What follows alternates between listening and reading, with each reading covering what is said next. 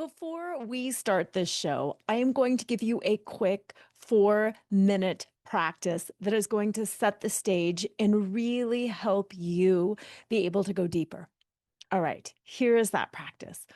I want you right now to think about where you are. Whether you're having a terrible day or an amazing day or somewhere in between, just think about where you are and just feel that presence. Feel yourself being in the energy of this day.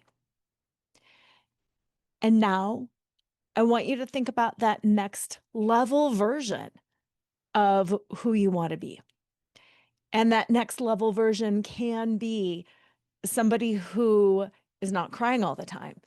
It can be somebody who's very clear about their future, and it can be somebody who is really transcended and gone all the way.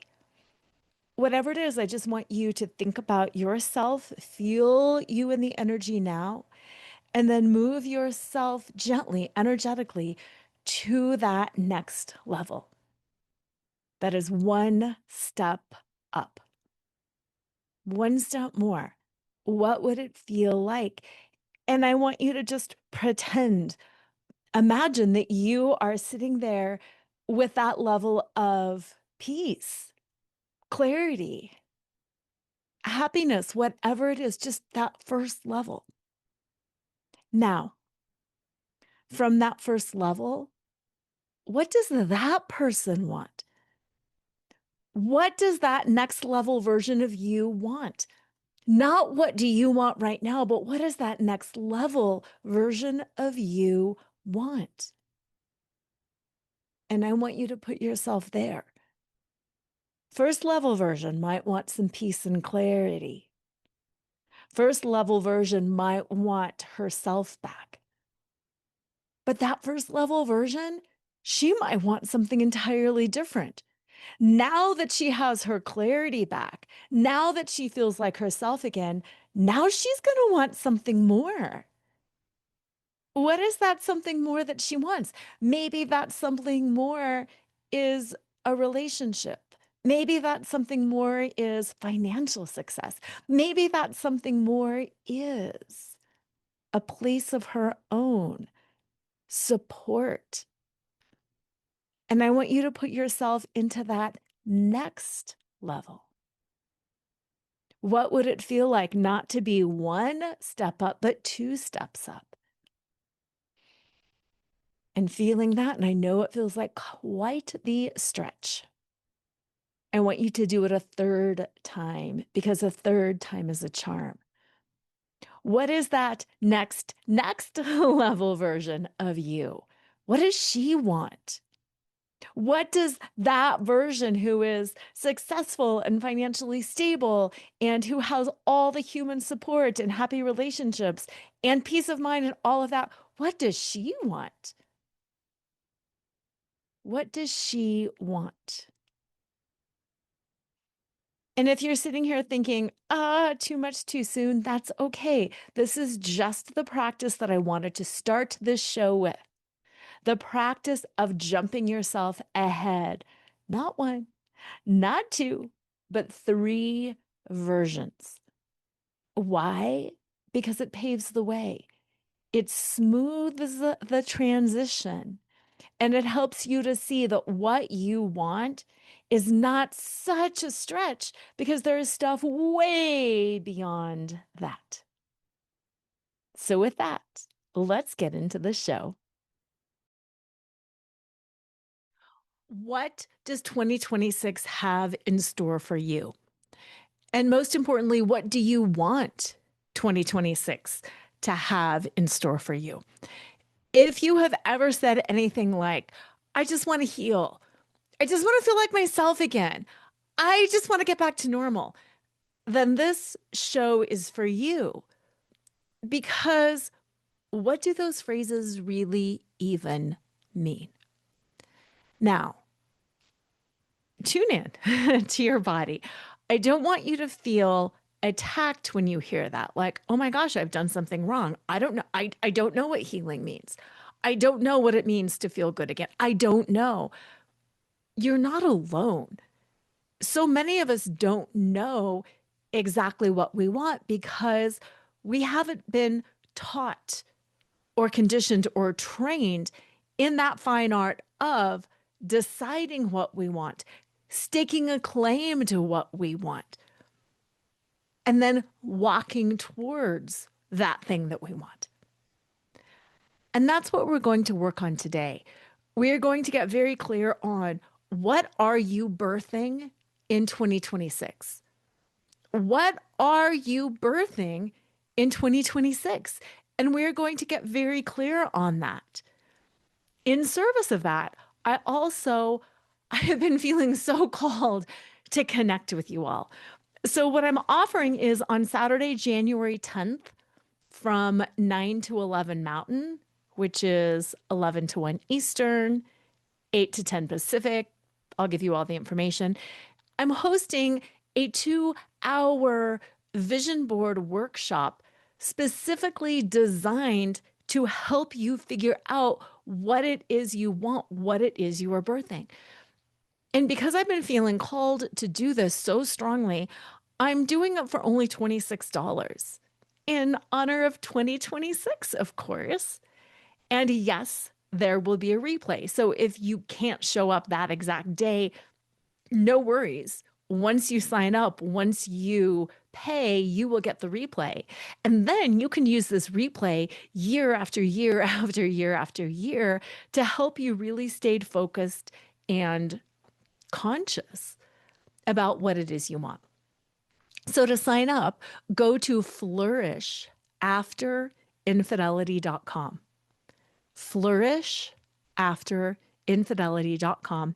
Sign up, pay your $26, and then you'll have this video, the meditations, the journaling, the paperwork, all of that stuff forever. So now let's get back to the show and this idea of what are you birthing? What do you want in 2026?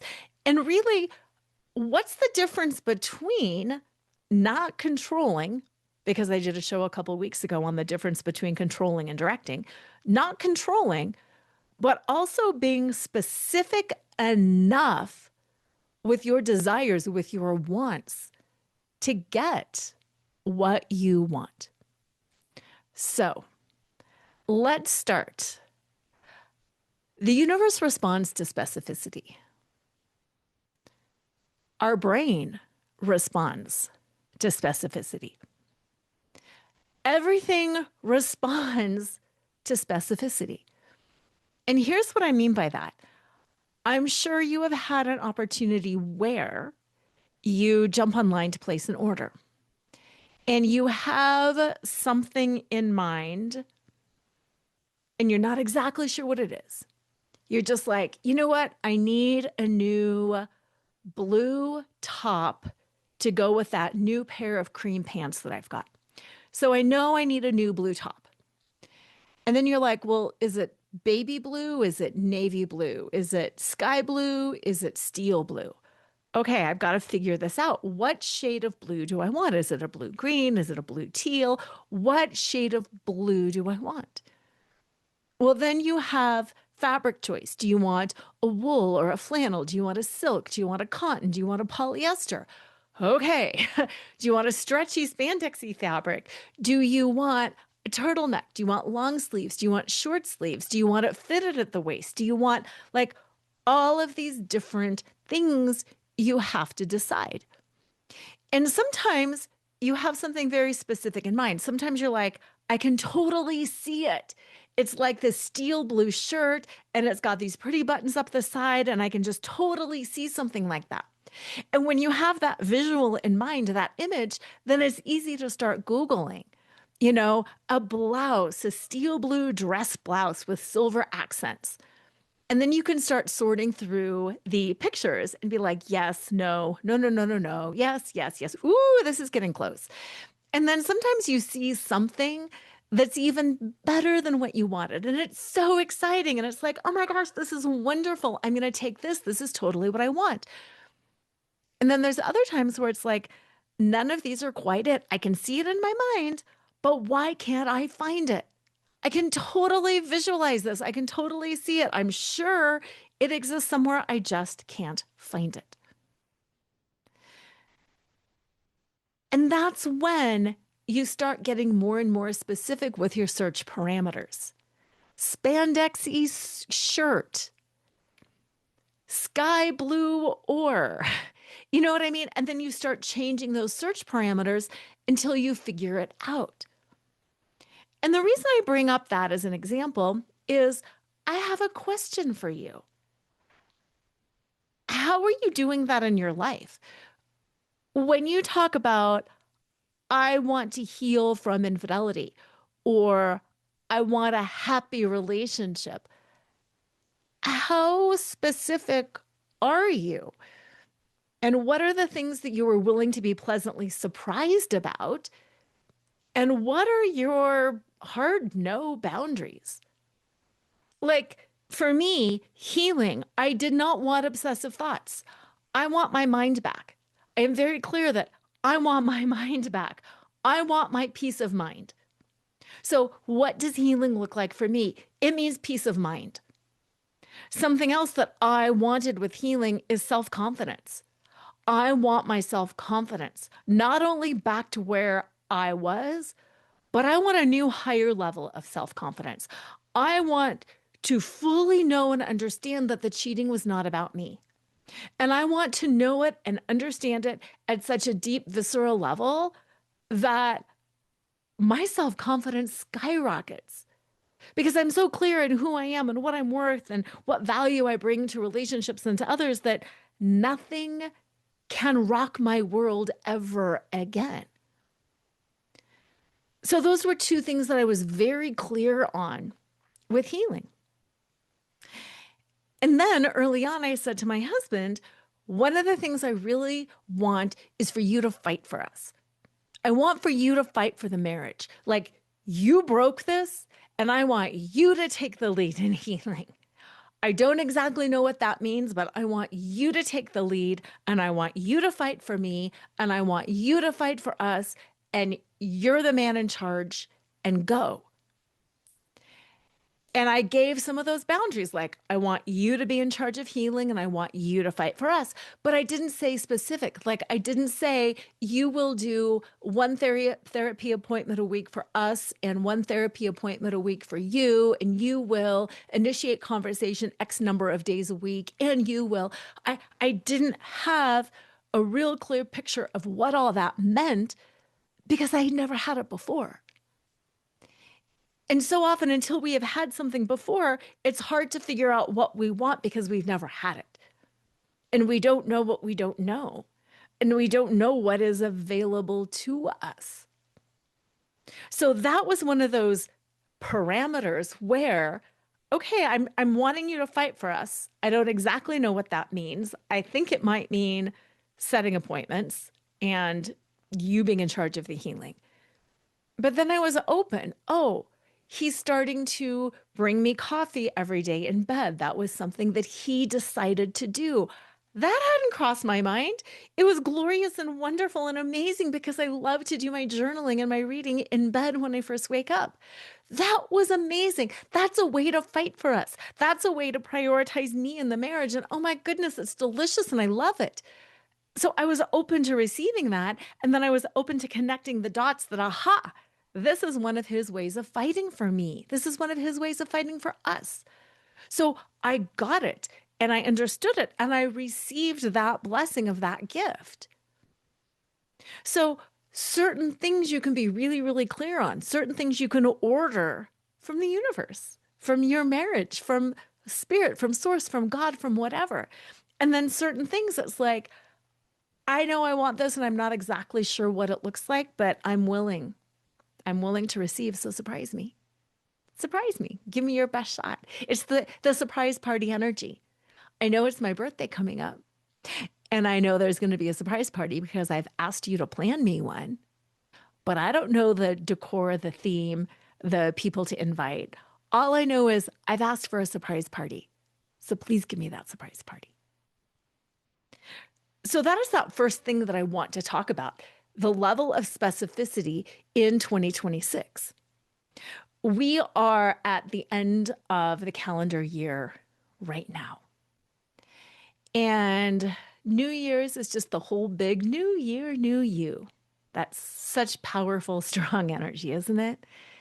And while I don't necessarily think the turning of the calendar from one year to another has any more magic than any other time of a year, it is a symbolic fresh start.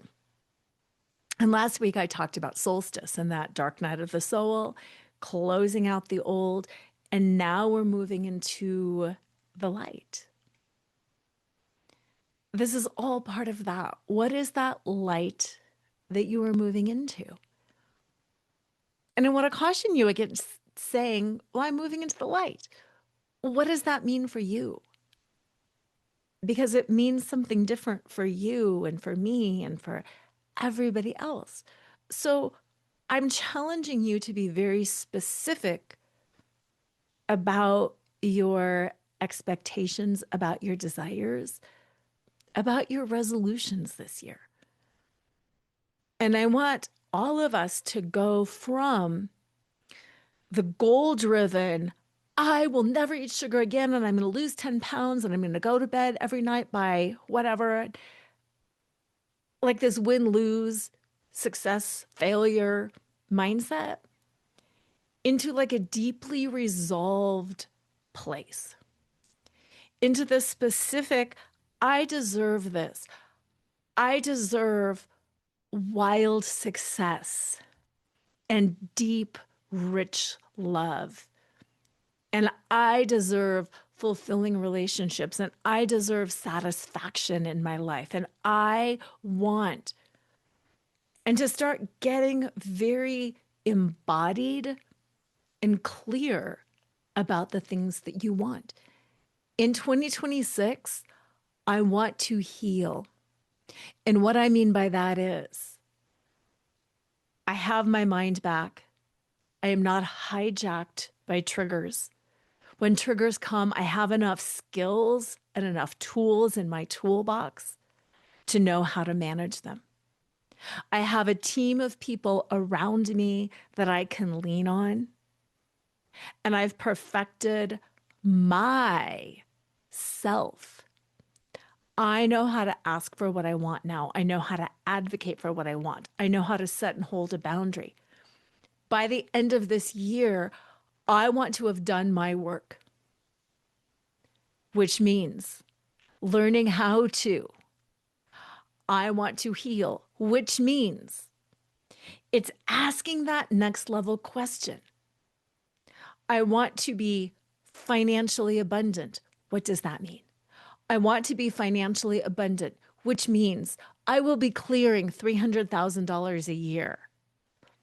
I want to be financially abundant, which means I will have invested $30,000 in an IRA, which means I will learn how to invest. I will learn how to manage money. I will take a course, and by the end of the year, I will be proficient in. It's getting clear about what it means. I will start a business. I will look for a new job. I will take the steps to dust off my resume. I will, whatever it is for you. Because you feel the difference in the energy between I'm going to be financially abundant and really, really happy, and I'm going to find somebody who finally appreciates me, and I'm just going to get over this whole thing. Do you feel the difference in the energy between that and, which is kind of the negative, this is what I don't want, and this is what I'm leaning into, and I'm not going to be poor anymore, and I'm going to do this, versus the energy of what you are birthing. I'm going to become financially literate, and I'm going to understand the basics of investment. I'm going to start saving 10% of my paycheck. I am going to know how to control my mind.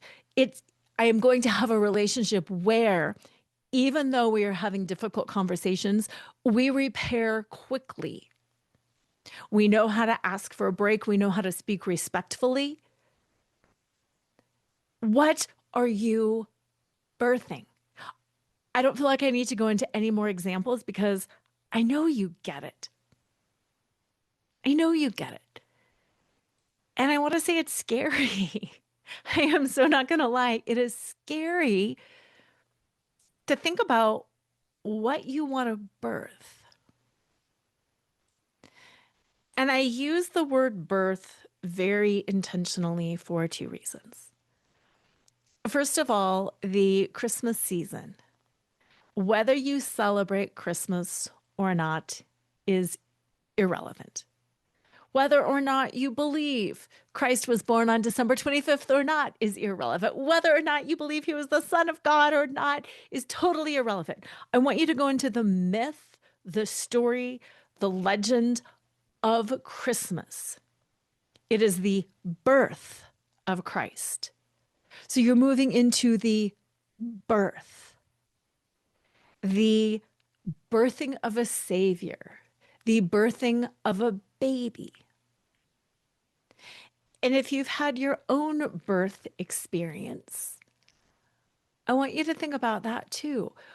When we decide to have a baby, we are specific and clear. I want a baby. I don't want a puppy. I don't want a kitten. I don't want a pony. I am birthing a baby. I want to have a baby. Whether it's a girl, whether it's a boy, whether it's twins or triplets, whether there is some genetic difference that you didn't know, that is something that is dealt with down the line. For right now, it is, I am choosing to have a baby. And that's what I'm asking you to do for 2026. What are you birthing? You're not getting locked into, it is a little boy with blue eyes and dark brown curly hair who weighs 7 pounds, 3 ounces. This is the clarity of I am choosing to have a baby.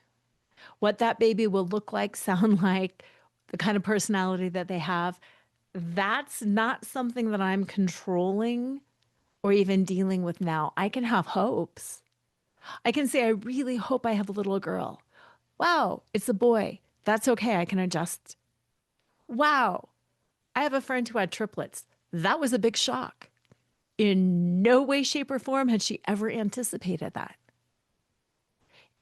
It was very difficult to come to terms with in that moment because it shifted her idea of what motherhood was going to look like, what her family structure was going to look like, what her marriage was going to look like. It changed so many different things.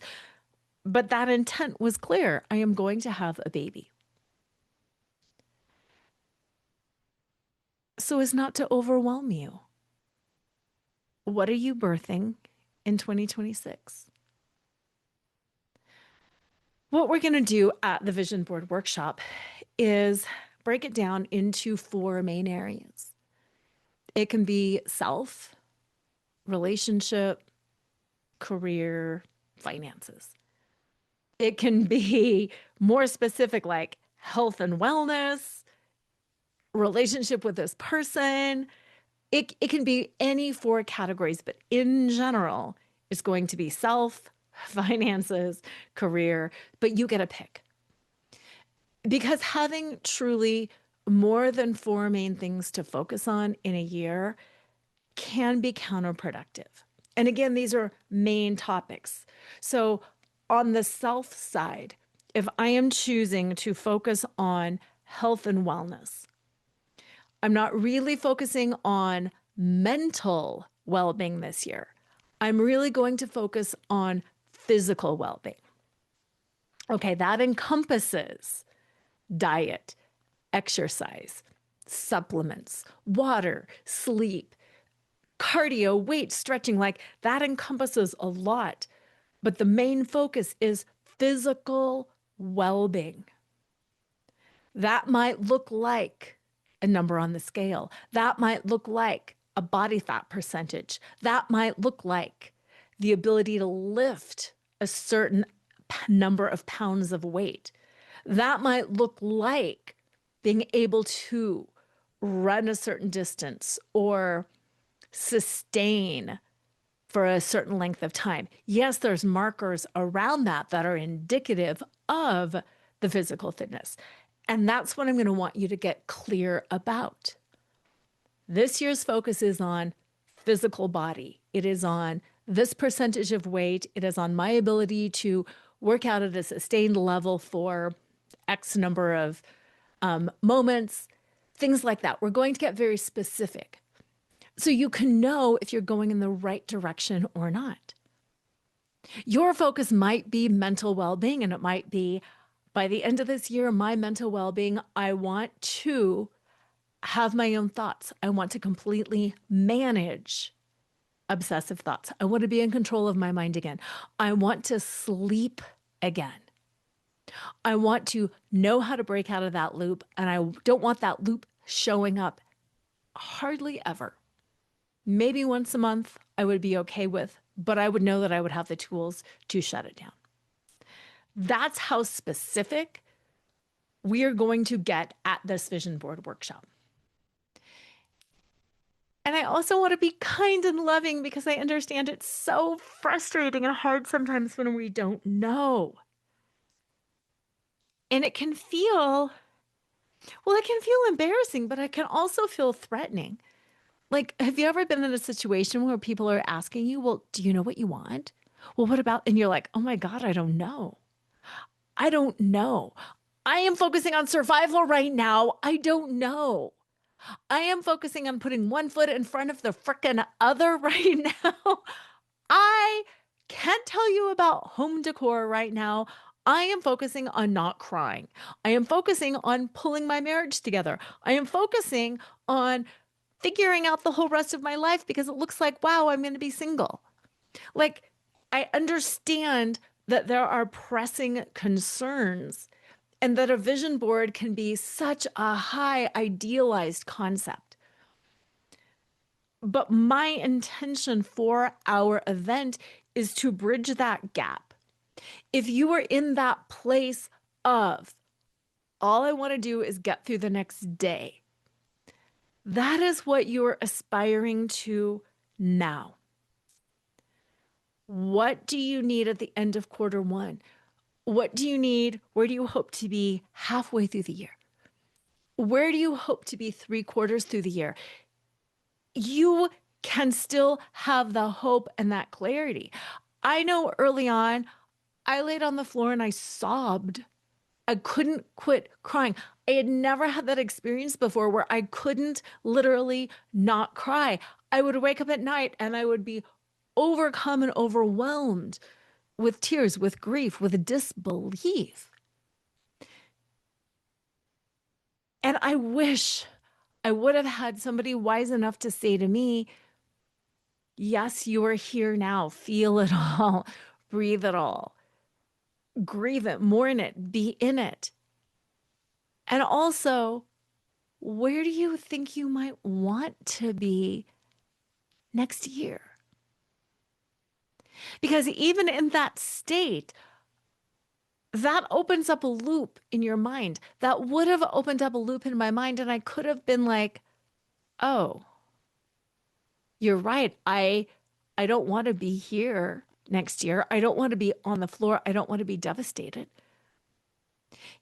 And whether I'm together with my partner or apart from my partner, whether I'm living here or whether I'm living somewhere else, what I know for sure is by next year, I don't want to be in this kind of devastation.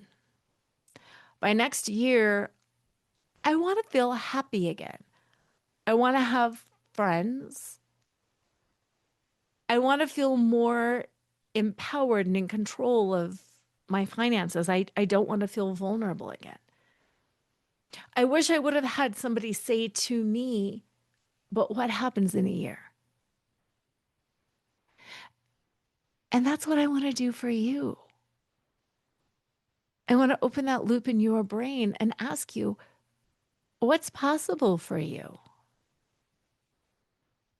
Where might you like to be by this time next year? When you are setting up for New Year's Eve 2027, and you're looking back on everything that happened in 2026, What would make you feel the most proud, the most accomplished? What would you say was your greatest gain, your biggest learning? How did you deepen? What skills did you acquire? What mindset shifts did you have?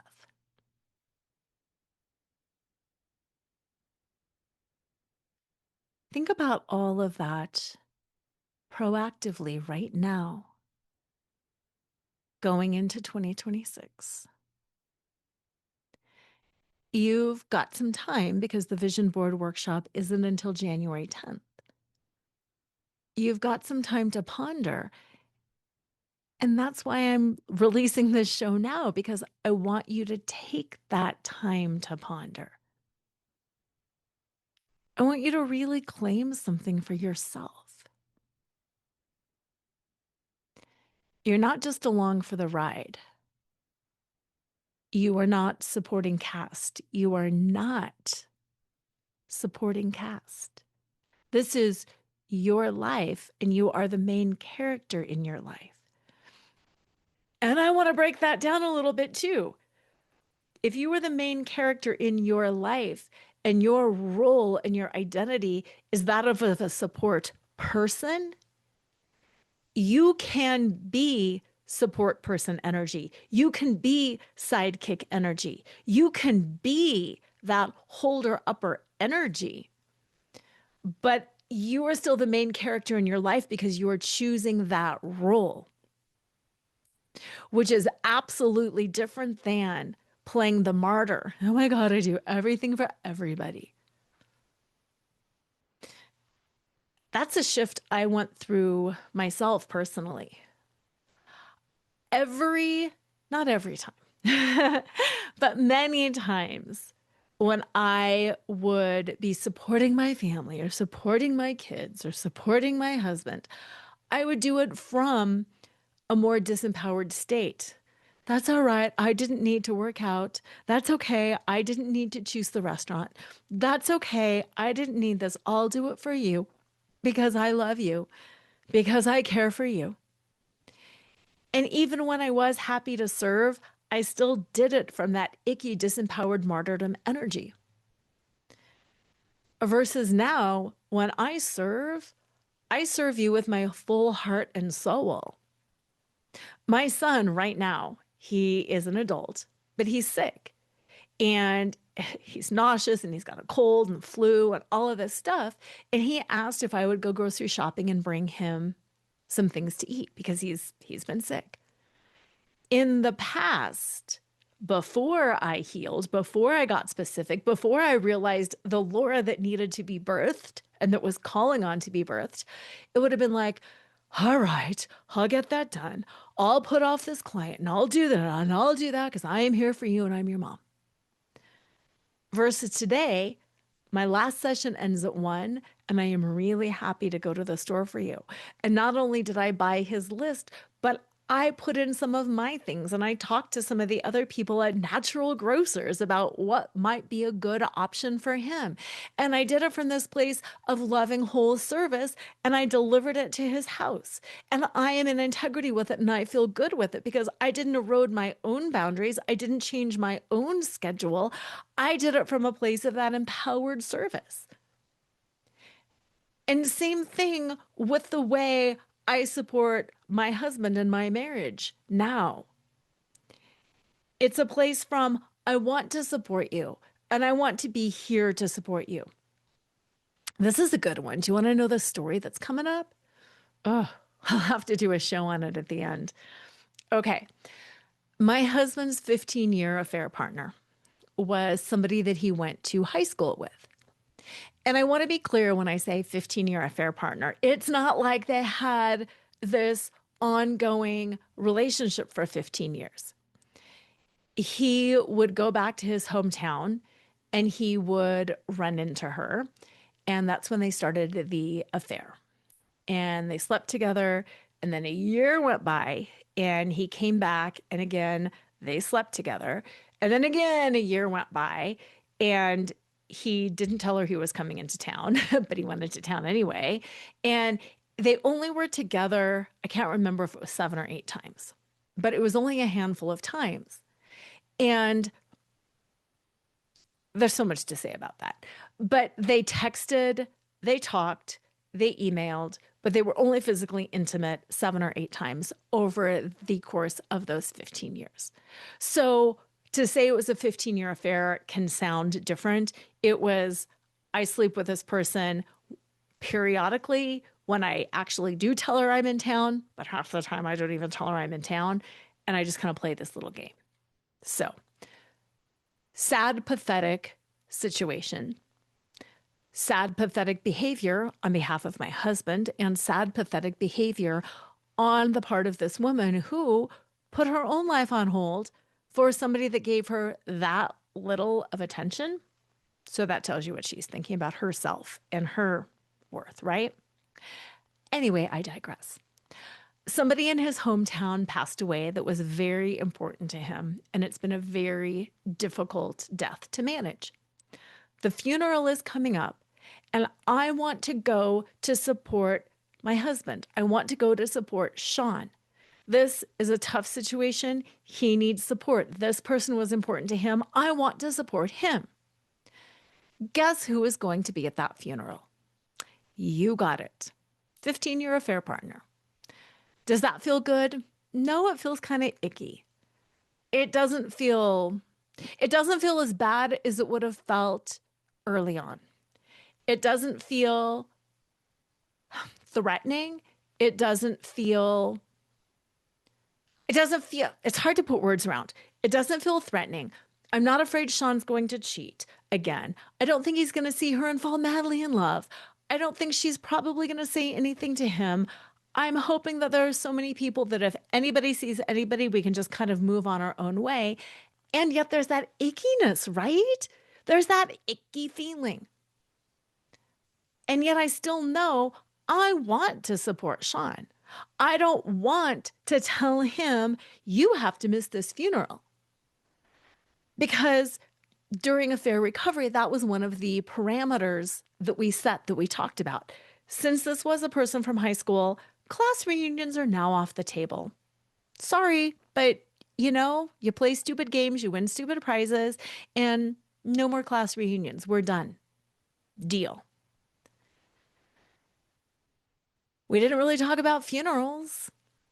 Who knew that this would come up? Does it really kind of fall into the parameter of a class reunion? Well, in a way, because we're going to see this person. But it's really important that he goes to this funeral. And I want him to go and I want to support him. And that's what I'm clear about. That's what I am birthing. I am birthing the empowered stance of how do we go? How do we talk about this in advance? How do we set up rules to keep both of us safe? Him safe, me safe, and our union safe. How do we set up rules where he can grieve and I can support, and yet we can both be happy, satisfied, safe, and remain connected through this experience? We are very clearly birthing that. We're not just hoping and praying. We're not just showing up and hoping that it works well. We are being very clear about what are we birthing? How are we birthing it? What do we want it to look like? We have talked about, not quite role played, but we have talked through scenarios. What happens if we're in a group of people and she comes over? What happens if somebody else calls her into our group of people because they don't know?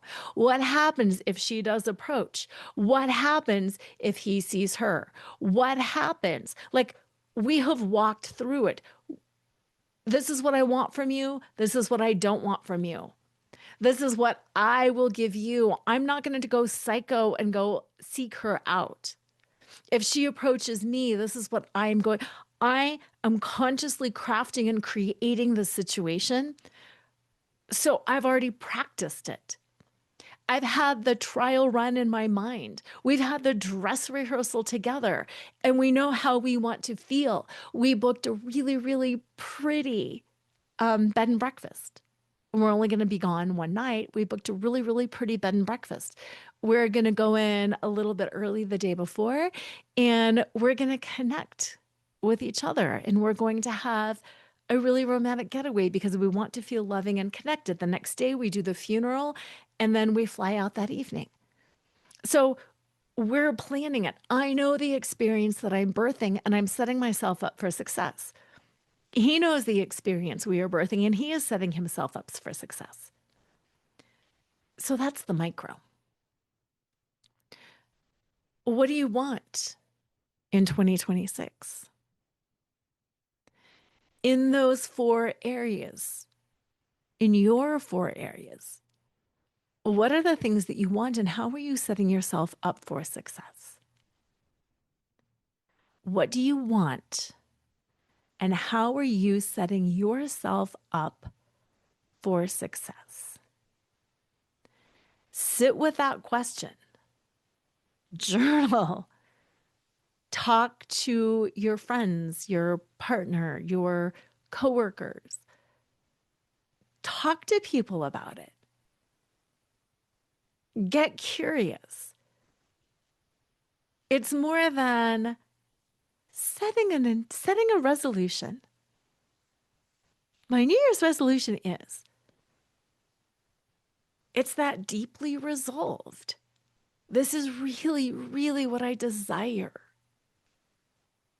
I really desire to make a difference in the lives of others. I really desire to feel good in my body and my spirit.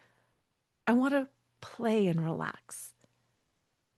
I really desire money.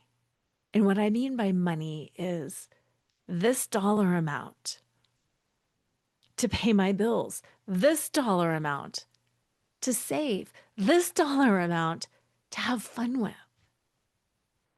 I want to treat myself. I want to have a good relationship with money. And by that, I mean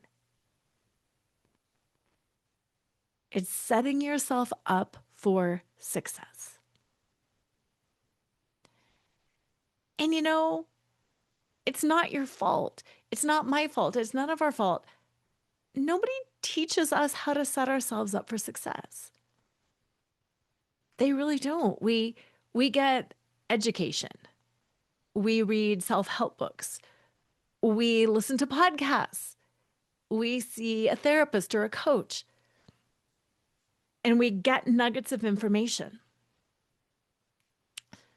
But very rarely are we taught how to apply that information. Okay, wonderful. You have taught me what a boundary is, and you have taught me how to set a boundary, and you have taught me I statements, and you have taught me all these different things. How do I apply that? What does that look like when? What does that look like when?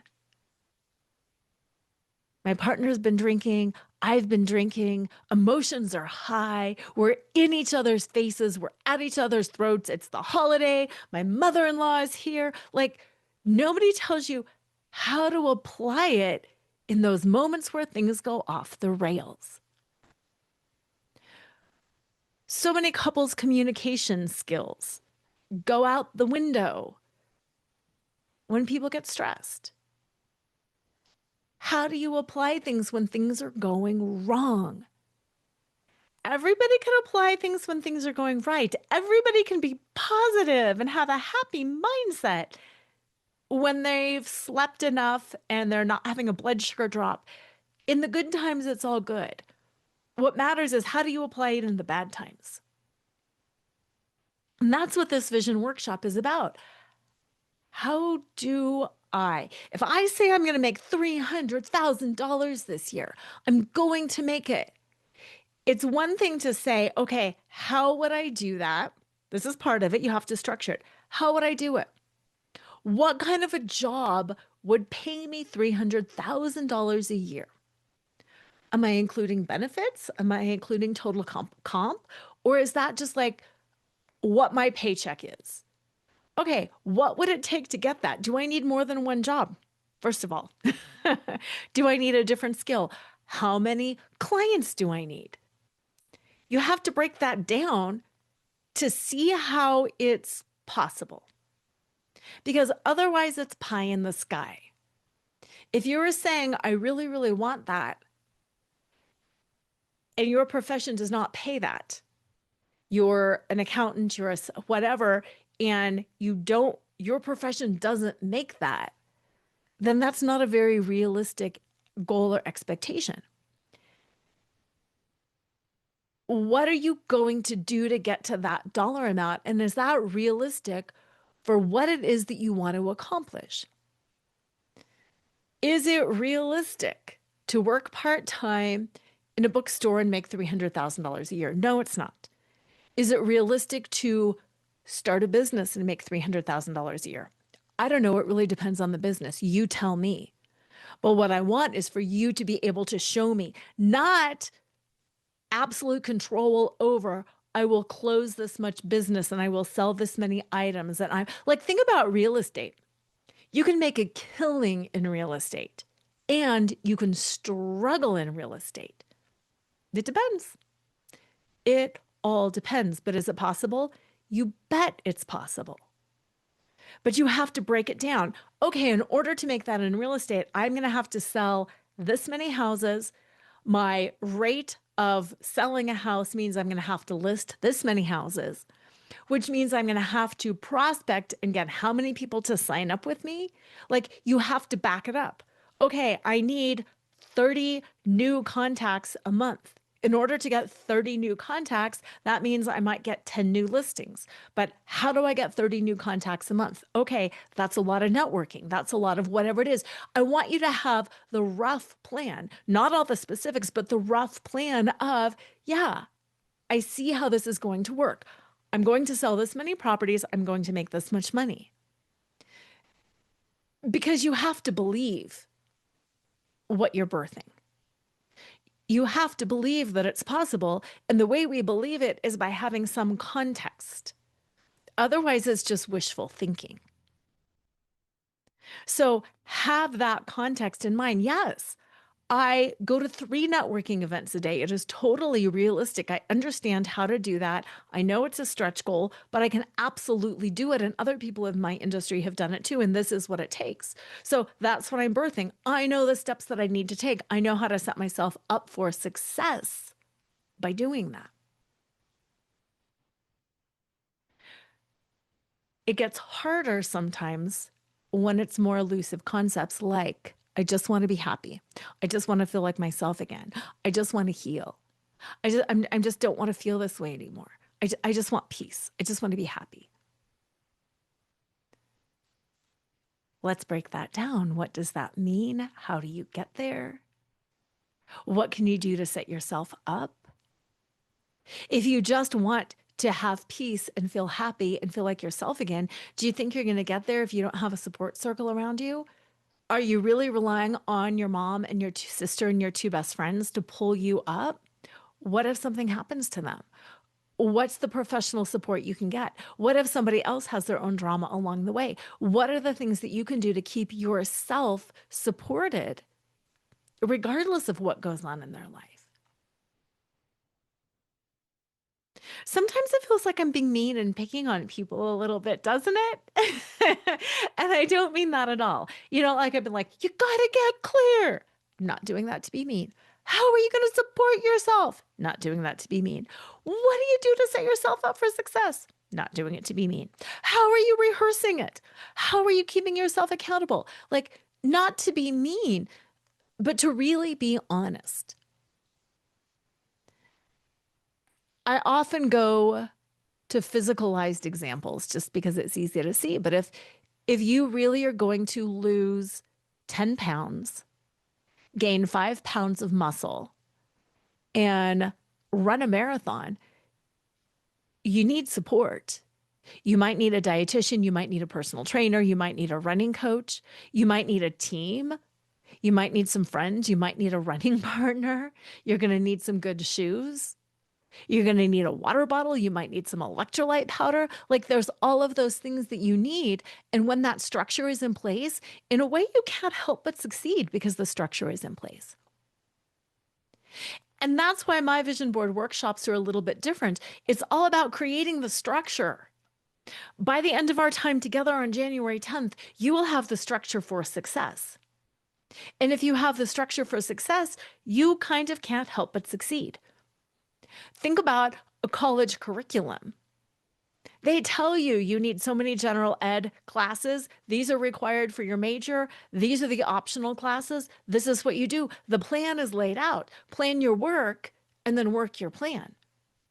And then like in college, you know that traditionally you have 4 years and you're supposed to do 15 credits a semester. So when you follow the plan and then you have your advisor and your advisor's like, okay, you're behind here, you're ahead here. If we bump up into 16 credits this semester and this semester, it'll ease things off. So then you can do student teaching this last semester or whatever it is. Vision boarding is about creating the plan to birth what it is that you want. Creating the plan so you can birth the thing that you want. And yes, it's symbiotic. I need to know what I want and I need to know the plan. I need both parts. I can't just throw something out there, even if it's specific. I mean, there's so many different layers. Yes, I have to be specific. Healing means X, Y, and Z. And here's what I need to do to support me in that. And then I need to be flexible and I need to track it along the way too. Roughly each quarter, roughly each month, roughly each week. Some goals need to be tracked daily. Some need to be done weekly. Some need to be done monthly. Not in this weird obsessive way. I'm not saying all of 2026 is going to be about tracking. Your entire year, you're going to be tracking everything. No. But we're going to be monitoring certain things at the end of the month. I want you to be able to look back on each month and see how far you have come. Because that's another part of it. I love the book, The Gap and the Gain. Because the concept about the gap and the gain is so often we focus on how we're falling short, what we didn't accomplish. Oh my God, my bank account is empty. Oh my God, the scale is still showing that I'm 20 pounds up. Oh my God, oh my God, oh my God. And then we fail to look at how far we have come. And we fail to look at those positive things. So then we get discouraged and we stop doing it. I can eat really, really, really healthy and work out every day at a really new intense level and not see a change on the scale for like 2 weeks.